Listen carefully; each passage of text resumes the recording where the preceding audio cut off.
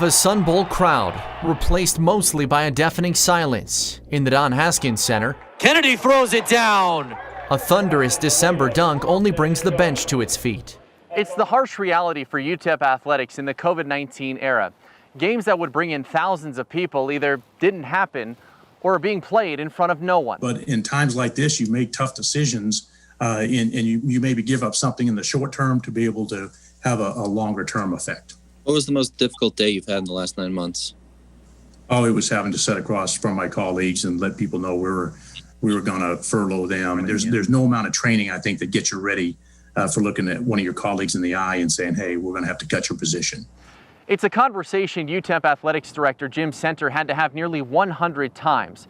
This is a breakdown of UTEP Athletics' reduction in force obtained through an open records request. Included are 74 employees, each furloughed for 10 days, a savings of more than $229,000.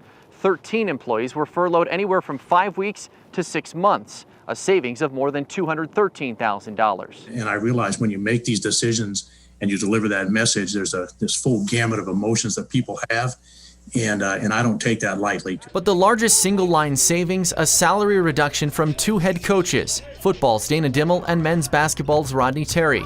Terry's annual salary about $731,000. Dimmel's about $712,000. Total combined reduction, an estimated $271,200. I went to each one of those coaches and asked them, would you be willing to take a salary reduction? Both of them said yes.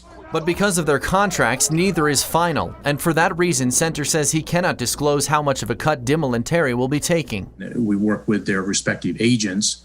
And so we've continued to work through those contract amendments to be able to reduce their salaries.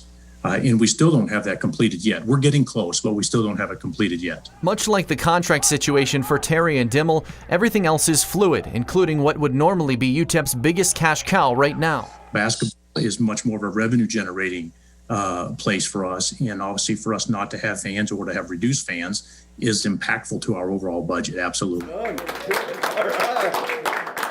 But with a vaccine now being administered in El Paso and cases and hospitalizations on a downward trend, Center is optimistic UTEP weathered the unimaginable storm.